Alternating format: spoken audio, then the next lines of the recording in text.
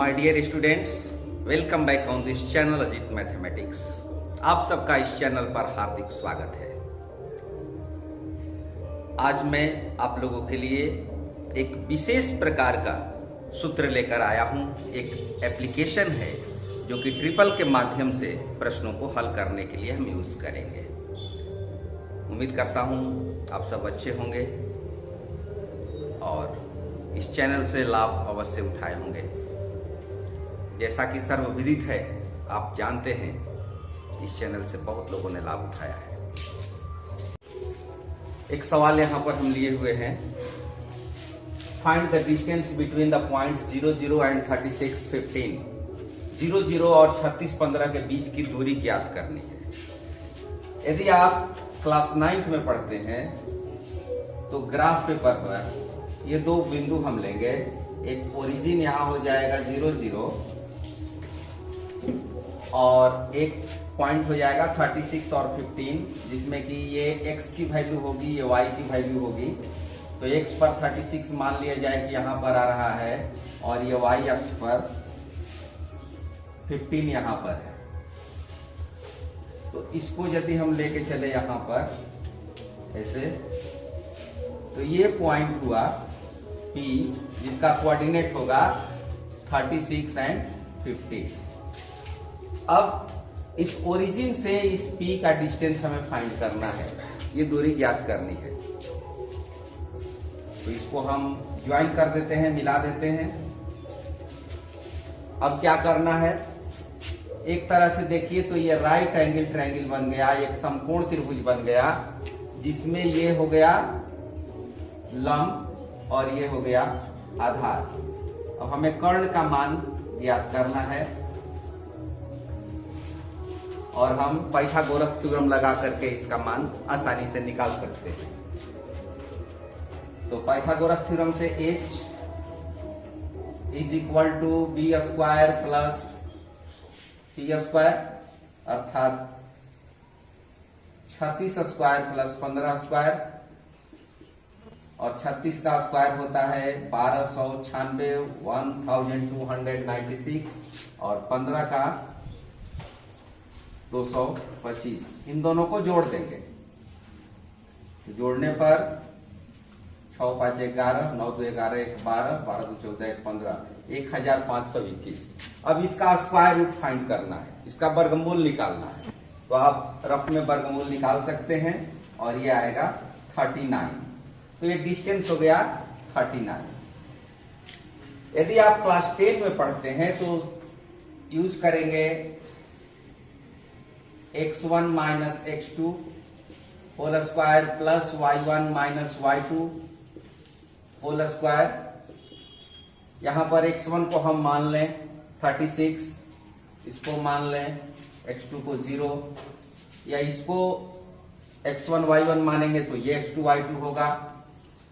तो 0 minus 36 whole square plus 0 minus 15 whole square, और इस प्रकार minus 36 whole square plus minus 15 whole square, और ये सेम रिजल्ट मिलेगा हमें 1296 प्लस 225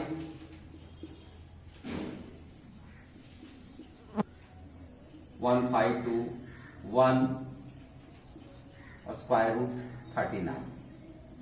तो ये दोनों मेथड अपनी अपनी जगह पर सही है, लेकिन आजकल की जो स्थिति है, जैसा परिवेश है, जैसा माहौल है, जैसा क्वेश्चन आता है, उसमें हम देखते हैं कि ये प्रश्न ऑब्जेक्टिव टाइप क्वेश्चंस में पूछे जाते हैं, जहां पर समय की बचत अनिवार्य रूप से करनी होती है। यदि हम इन दोनों में से किसी भी मेथड का उपयोग करते हैं, परिणाम तो हमें मिलेगा, उत्तर तक हम अवश्य पहुंचेंगे, लेकिन समय हमारा बहुत व्यर्थ जाएगा। तो इसके लिए हम यूज करते हैं, ट्रिपल का उपयोग करते हैं, त्रिभुजांक का उपयोग करते हैं।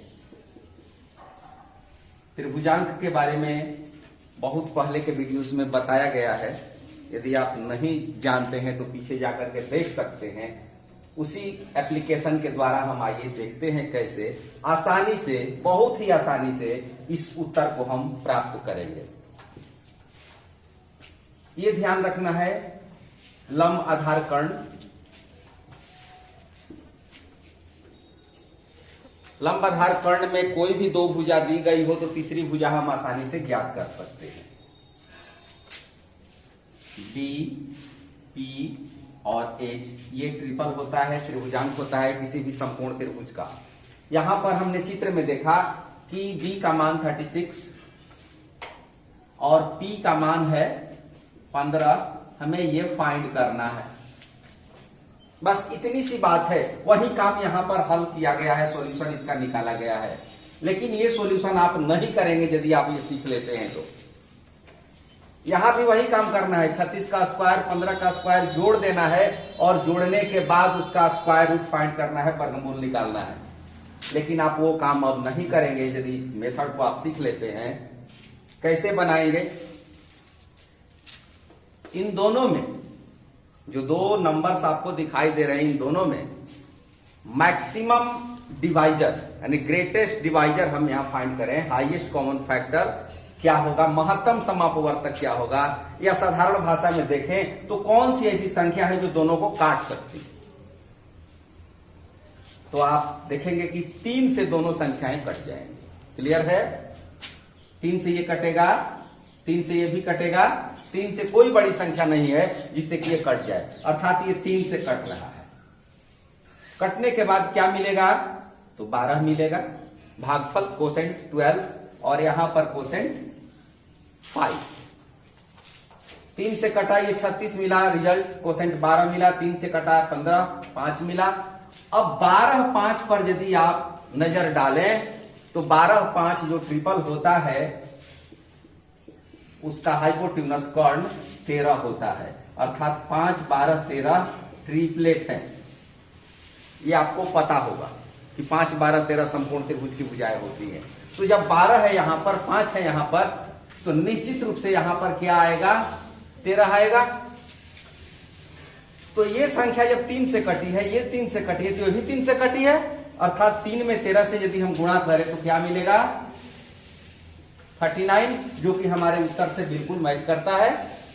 इस प्रकार एक नंबर के सवाल को हल करने के लिए बस इतना सा मेहनत आपको करना है और इस मेथड को समझ लेना है। न यहां पर स्क्वायर करने की समस्या है और न ही जोड़ने की और न ही उसका स्क्वायर रूट फाइंड करने की। ठीक है? एक दूसरा प्रश्न, यह है NCERT class 10 exercise 6.5 question number 10। यह भी पूर्णतः पाइथागोरस थ्योरम पर आधारित प्रश्न है।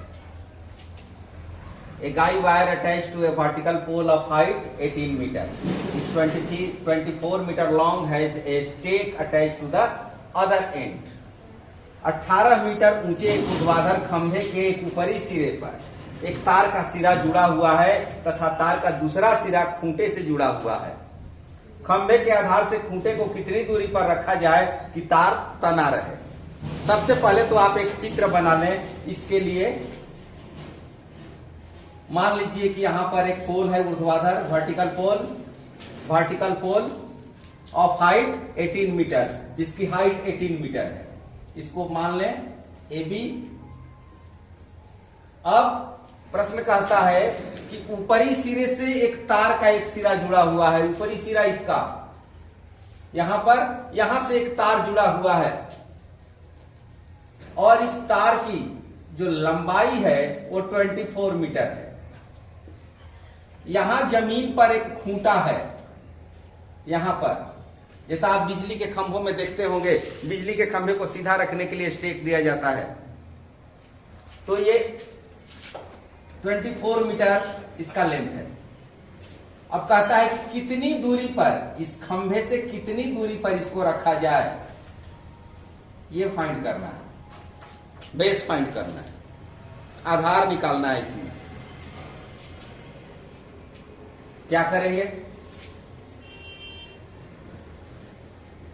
x इज इक्वल टू, यदि ये एक नंबर का प्रश्न हो, जैसी कि संभावना है अभी आपको 50 मार्क्स क्वेश्चन एमसीक्यू में आते हैं, तो उसके लिए आपको h स्क्वायर, जैसे कि ये b है, b मान लेते हैं, b is equal to h square minus p square. 24 square minus 18 square. यहां पर आप स्क्वायर कर सकते हैं 24 का 570 से, और उसका 324, 576 माइनस 324, 576 माइनस 324, और घटाने पर कितना होगा? 5 में 3 घटा 2, 7 में 2 घटा 5, और 6 में 4 घटा 2। अब इसका वर्गमूल आप निकालेंगे। प्राइम फैक्टराइजेशन करते हैं, अभाज्य गुणनखंड करते हैं, 6√7 मिलेगा। यहां से आप एक दूसरा तरीका भी अपना सकते हैं, और वो तरीका होगा a plus B into A minus B. 24 plus 18 और 24 माइनस 18। 24 और 18 यदि जोड़ेंगे 42, और ये 6। इसका यदि हम गुणनखंड कर दें तो 7 गुणा 6, 7 इंटू 6 इंटू 6, और ये भी परिणाम हमें मिलेगा 6√7 मीटर। यहां से 2 रास्ते आपके लिए खुले हुए हैं। लेकिन यदि आपने इसके पहले वाले प्रश्न को ध्यान से देखा है और उसको आत्मसात किया है, सीखा है, तो उसका उपयोग करके देखें कि क्या इतना मेहनत हमें करना है, इतना परिश्रम करना है? बिल्कुल नहीं करना है। यदि आप उसको सीख गए तो इस मेथड को आप कहेंगे कि बाय बाय, हटा देंगे। देखिए एक बार फिर उसको हम सीखते हैं। यहां पर बी फाइंड करना है। P का मान 18 और H का मान 24। अब यहां देखिए तो इसका HCF क्या होगा? किससे ये कटने वाली संख्या है? तो 6 से। मैक्सिमम 6 से कटेगा, क्या मिलेगा? 3, ये होगा 4, और ये संख्या कट रही है 6 से। यहां फाइंड करना है, अर्थात इसके स्क्वायर में इसके स्क्वायर को घटा देना है, क्योंकि H square minus P square होगा B का मान। तो 4 का स्क्वायर 16 और 3 का स्क्वायर 9, 16 में 9 घटा 7, यहां पर आएगा √7। चूंकि 6 से कट के 3 आया है, 6 से कट के 4 आया है, तो भी 6 से कट के आया है, तो इन दोनों का मल्टीप्लीकेशन यहां पर आएगा 6√7, और यही हमारा उत्तर। तो इस मेथड को आप सीखिए। एक अन्य प्रश्न को लेते हैं। एक हवाई जहाज एक हवाई अड्डे से उत्तर की ओर 1000 किलोमीटर प्रति घंटे की रफ्तार से चाल से उड़ता है, और उसी समय एक दूसरा हवाई जहाज भी उसी हवाई अड्डे से, उसी समय एक अन्य हवाई जहाज उसी हवाई अड्डे से पश्चिम की ओर 1200 किलोमीटर प्रति घंटे की चाल से उड़ता है। 1.5 घंटे के बाद दोनों जहाजों के बीच की दूरी, यहां पर इस पर ध्यान देना है, और इस पर जो नंबर दिए गए हैं उन पर ध्यान देना है। एक हवाई जहाज जाता है उत्तर की ओर,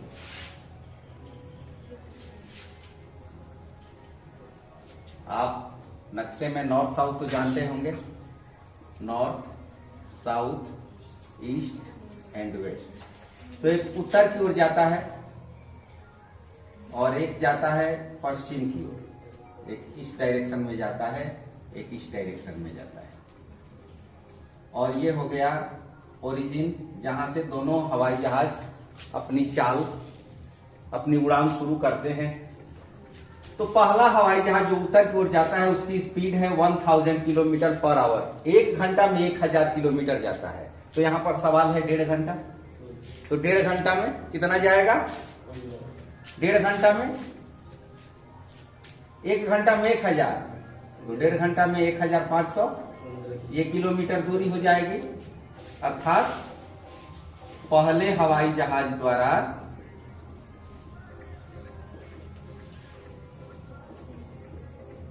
डेढ़ घंटे में तय की गई दूरी 1000 गुणा 3/2 अर्थात 1500 किलोमीटर। और उसी तरह दूसरे हवाई जहाज द्वारा 1.5 घंटे में तय की गई दूरी, इसकी स्पीड है 1200, तो ये हो जाएगा 1800 किलोमीटर। तो ये डिस्टेंस हो गया 1800 किलोमीटर। अब प्रश्न कहता है कि 1.5 घंटे के बाद दोनों हवाई जहाज के बीच की दूरी क्या होगी। एक हवाई जहाज यहां पहुंच गया, एक यहां पर पहुंच गया, इन दोनों के बीच की दूरी इस तरह से, ये डिस्टेंस फाइंड करना है। यहां भी एक बार हम वो ट्रिपलेट लगाएंगे, वो ट्रिपल का उपयोग करेंगे, पाइथागोरियन ट्रिपलेट कहिए या बौधायन ट्रिपलेट कहिए। तो ये एज फाइंड करना है यहां पर, इसको बी मान ले, इसको पी मान ले, B square plus P square,